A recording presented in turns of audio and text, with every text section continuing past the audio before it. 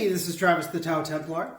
If you are shilling a cryptocurrency coin that is not Bittensor TAO, this video was made for you. So I've got a list of requirements for your coin. If your coin meets all these criteria, please let me know and I will be very interested in it. I'm going to be very reasonable here. Your coin needs to be fair launched. No pre-mine, no ICO, no VC funding, no treasury, no team allocation, fair launched from the beginning, just like Bitcoin. Why? Personally, I don't really care about the fairness of a coin, but what this does do is give me confidence that there won't be a giant dump by some early investor. I hope you have the same confidence in your coin.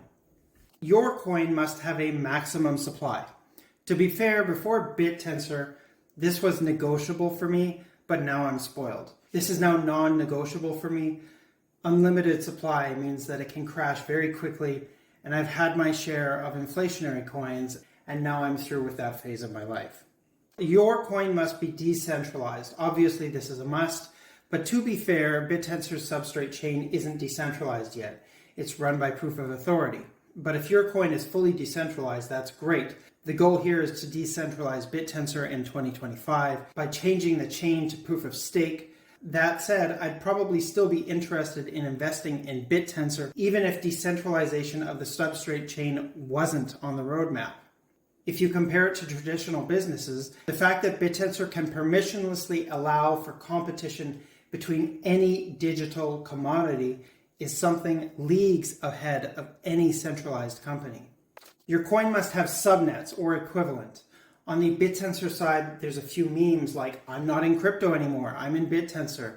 Or you're building a company, we're building a 1,000-year intelligence federation. We are not the same. These memes hint at the fact that Bittensor is more than just one crypto coin. Right now, thanks to Subnets, Bittensor is essentially dozens of cryptos bundled into one coin, and the number of subnets is continually expanding. Part of Bittensor's appeal is that you can build a subnet to do anything. I no longer want a coin that just does one thing. If you can do decentralized training on the coin you're shilling, that's really cool, bro. But that's just one subnet in Bittensor. And now let's compare what happens when that one subnet fails in Bittensor. Does it affect the price of TAO? Maybe, barely. But now those emissions are freed up to go to more valuable subnets. If your coin, on the other hand, fails, then obviously it'll severely affect the price of your coin. Bittensor is just a safer investment. I think I'm a reasonable person, so let me be clear here. If your coin doesn't have subnets, maybe it's called something else.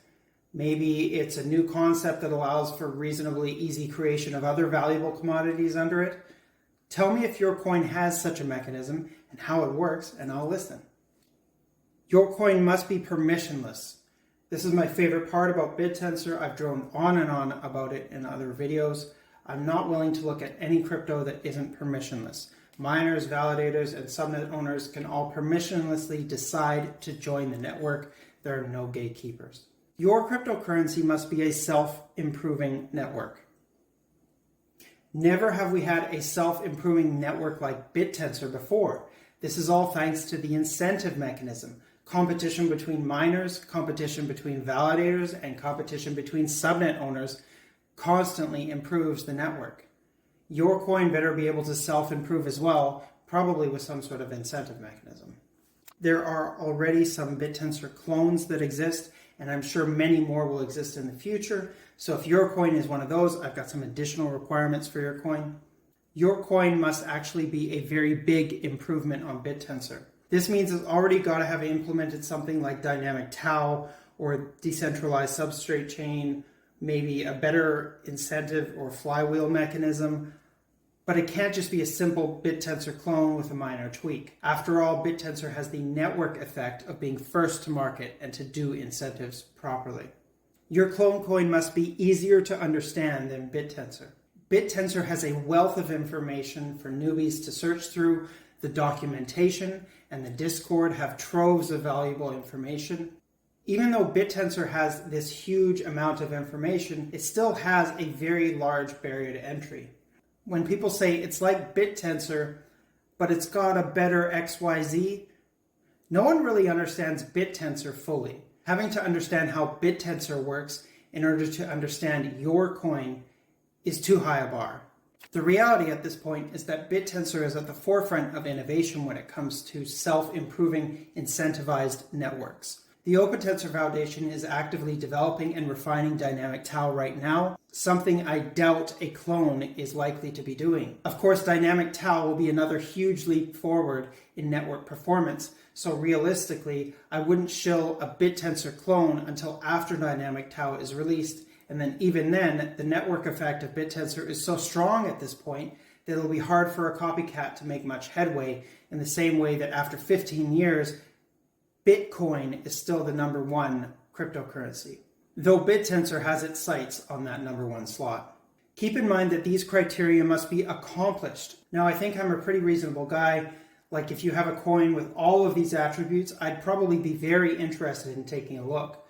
But let's be honest, there won't be anything like this for at least a year, although it's more likely to take 5 years to have a serious challenger to Bittensor. And by then, who knows where Bittensor will be at. Honestly, good luck with your coin. I'm just telling you the requirements before you try to shill to a TAO holder.